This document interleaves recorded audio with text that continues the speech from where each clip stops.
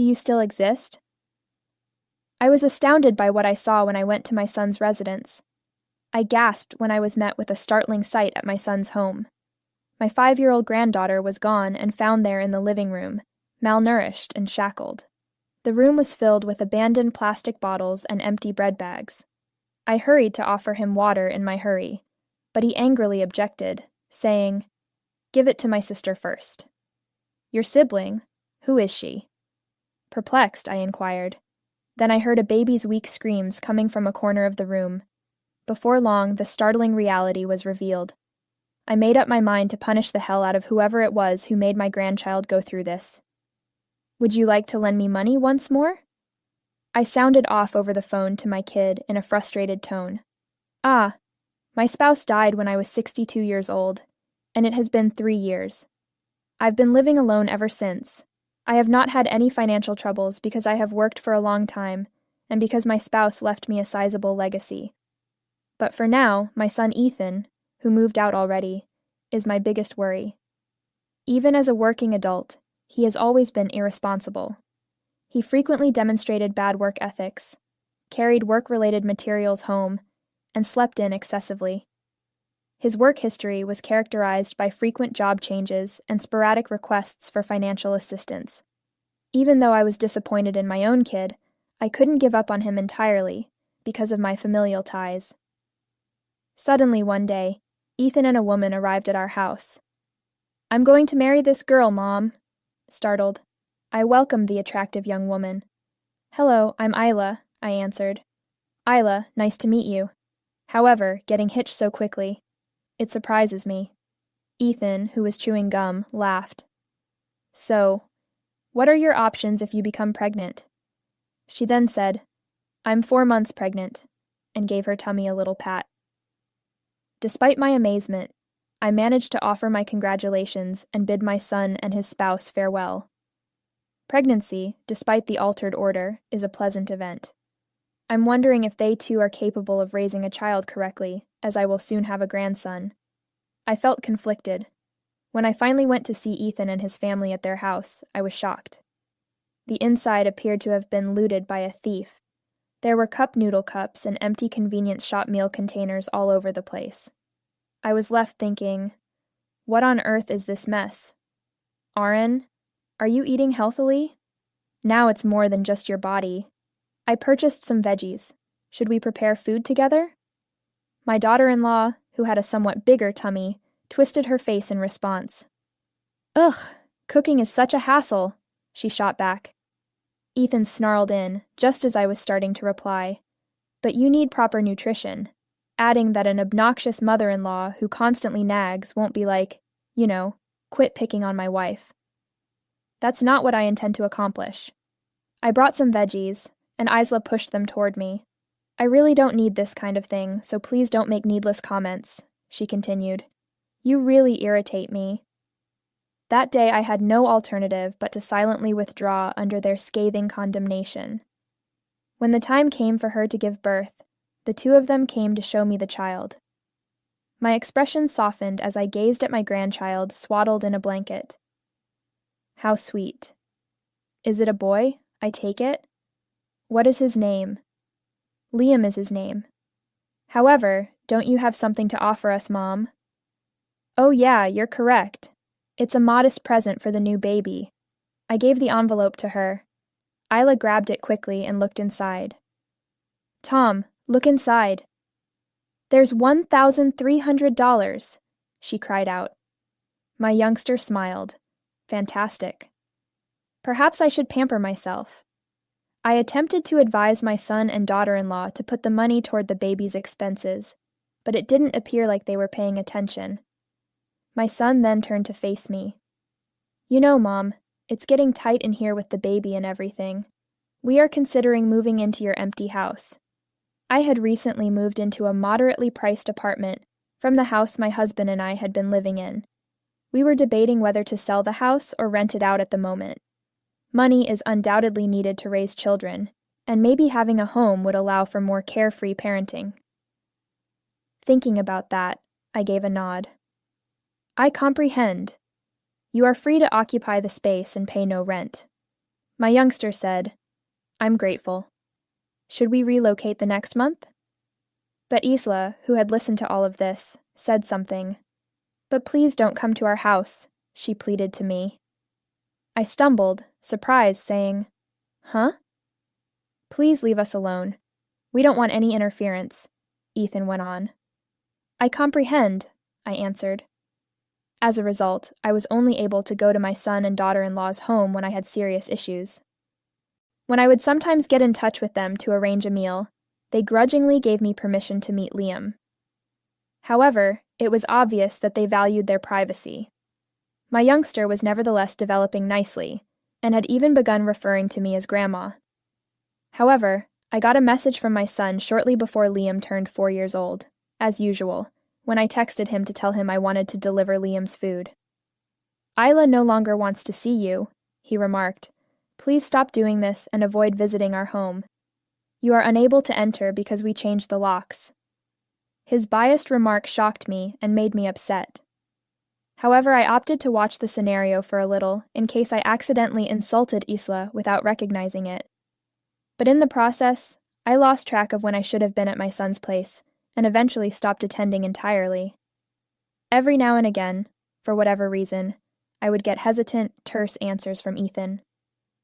"Liam is 5 years old already, is he not? I'm hoping he's doing okay." I carried on with my lonely life in spite of my concerns. Then one day I received a call from an unknown number. The guy on the other end replied, "I'd like to request repayment of your son's debt," when I answered. After some further discussion, I realized that my son had unilaterally added me as a co-guarantor. Even though I had previously been requested for financial assistance, I never anticipated something like this. I tried to get in touch with Ethan right away, but I got no answer. Normally, I would hear back after a while, but this time was not like that. I went to my son's residence, frustrated. I hit the intercom button, but nobody picked up. I phoned several times, but the line never went through. Everything stayed the same, even when I shifted the times of my trips. This continued for a few days before I started to worry. Is it possible that they vanished? In what location are they? I looked around for any hints. Ethan had quit, they told me when I went to his place of employment. The neighbors had no idea where they were either. It was already a full week after my first visit. I thought about calling the police, but I thought I should try their residence one more time first. I hit the intercom button, but nothing came out. It was locked, and I could not open the front door. I sighed and turned to go when I heard a soft thump coming from within the home. It seemed like something had moved. In desperation, I cried out, "Is there anyone inside? Please reveal your face." However, no one replied. But I was attracted by the noises coming from within, and I wondered if I might enter the home somehow. At that point, I became aware of something I hadn't seen before. The casement window by the garden was open with its lock. I went in nervously and saw something that made me scream in terror. My 5-year-old grandson Liam was crouching and shackled in such position. "Are you still here?" I cried out and hurried over to his side. The chamber smelled like rot, and all around Liam were strewn plastic bottles and empty bread bags. "Grandma, did you come to rescue me?" he said. "What in the world is going on here?" "Let's get you some water first." I ran to get some water and tried to give it to Liam, who was still in his chain. Then he said, "Give it to my sister first, though." "Your sibling? Who is your sibling?" A weak cry came from the corner of the room the following instant. I dropped the cup I was carrying by accident when I looked in that direction. I was shocked to see a baby, maybe 3 months old, lying there. I was more shocked to learn of this baby's existence than I was by the upsetting image of my grandson Liam. Liam looked frail, as did the infant. I took off Liam's chain in a desperate attempt to assist him, put the infant in the car, and drove to the hospital. The findings of the examination showed that both of them were malnourished. "May I inquire about the circumstances?" the doctor said. I hadn't been in contact with my son and daughter-in-law in a while, so I was unable to reply. After a few days of hospitalization for Liam and the infant, the police showed up on the basis of a report from the hospital. I told the cops straight out that my son and my daughter-in-law were gone. Many questions were posed to Liam, who was on IV fluids, but he seemed too terrified to respond. "Where are Mom and Dad?" I asked my granddaughter, who was acting much more at ease after the cops had departed. They declared they were heading overseas. After packing their large luggage, they departed. What? Liam started talking about the incident in short bursts.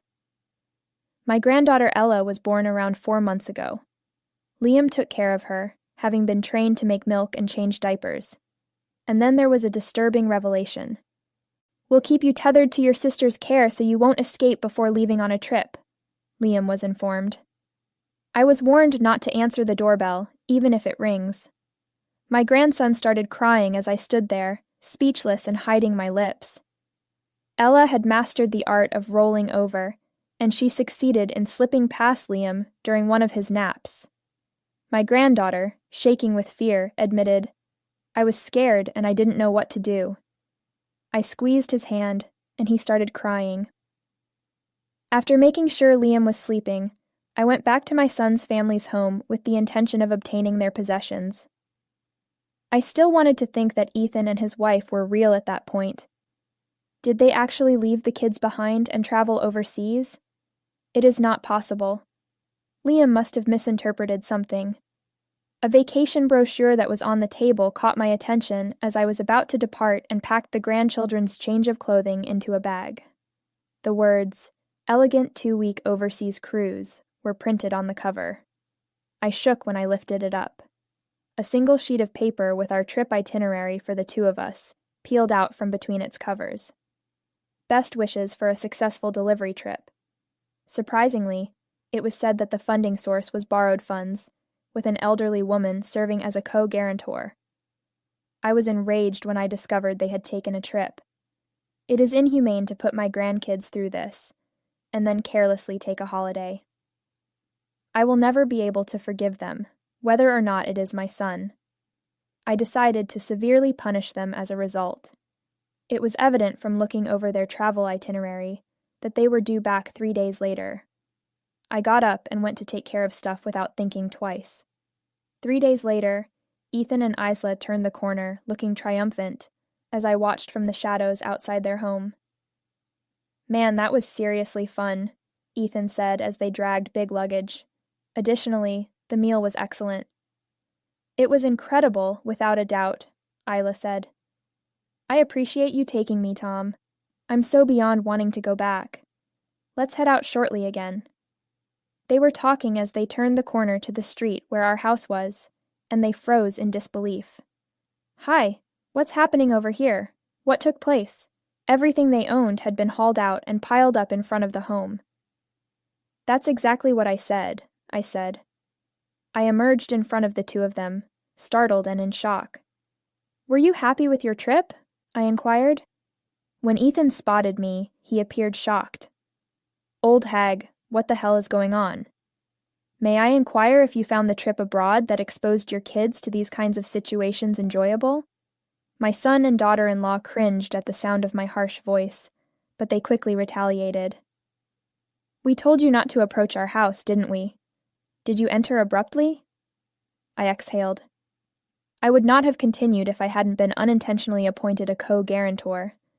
I gave in when I saw that window open. Furthermore, I am the owner of this property. Is anything wrong? Subsequently, Isla appeared as though she had been shocked. "Wait a minute," interrupted the daughter-in-law. "The children are missing. Let's examine them." I said, "The kids are in the hospital right now. The hospital is taking good care of them." Their expressions suddenly showed astonishment when they heard my response.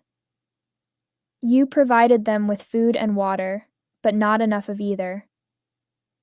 They were out of supplies when I discovered them. Hospitalization was unavoidable because of their inadequate nutritional status. My son and daughter-in-law tried to say something, glaring at me, but I cut them off right away. I went on. "In addition, Ella has mastered the art of rolling over and has moved past Liam's grasp while wearing a chain.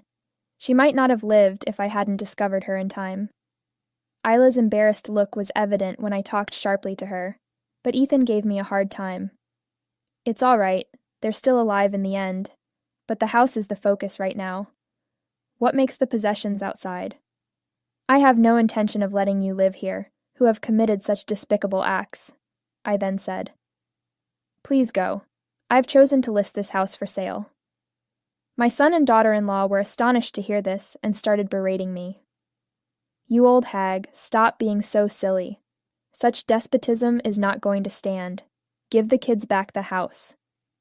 I turned to face my kid at that same time and remarked, Ethan, it appears I raised you incorrectly. It's really terrible that you can't work, that you burdened your parent by becoming a loan guarantor, and now this. You are no longer my son in my eyes. Ethan, who had stopped talking, cast a sidelong glance. I turned to face his wife this time. Isla, are you aware of the children's vulnerability? What on earth were you thinking, letting 5-year-old Liam look after your infant? You don't deserve the title of parents after causing such anguish to those children. My stinging remarks left the pair stunned, but my kid exploded with irrational rage. It doesn't concern me. Permit us to enter. I call this place home. I said calmly, well, even if there is a home, you won't be able to return for a while. At that moment, the son and daughter-in-law simultaneously cried out, What? Just then, the far-off cry of a police siren got closer. Have you reported us? If so, they've completed it already. I handled it earlier since the police told me to let them know when you got back after your kids were brought to the hospital, I stated matter-of-factly. I observed as my daughter-in-law's face became pale, and she started to shake without altering my attitude. Tom, how should we proceed? Will we be taken into custody? Dealing with the cops is more than I can handle. Ethan clutched to me happily at that time. Mom, please make everything right for us. Tell them we're not guilty. We'll perform better going forward, I swear. Please, Isla said. Please, I beg you. Her face smeared with mucus and tears. And so, with unflinching resolve, I made my decision. I refuse to pardon you. I cut all links to my family today. There is no denying the crime you have committed against your children. Think about it and offer an apology. The son and daughter-in-law mumbled as they sagged in their chairs. But a police vehicle pulled up just then. I detached myself from them and watched them being dragged away. Following their police interrogation, Ethan and Isla were found guilty. They spent a considerable amount of time in custody, and even when they were ultimately freed, they had nowhere to go. I filed for custody of my 2 grandkids through the judicial system. My son and daughter-in-law resisted, but in the end, I was able to challenge their actions and win. They currently reside in an unstable, dilapidated flat after moving far away. It's doubtful that they'll find steady work again after this occurrence, considering the media attention it received. Still, I have no compassion for them. However, I am parenting my 2 grandkids with all of my heart. Ella is at her cute period and has started talking. Liam assists with home tasks. Despite my hectic life, I feel that every day is meaningful because of my grandkids. I'll keep up my health maintenance and try my hardest for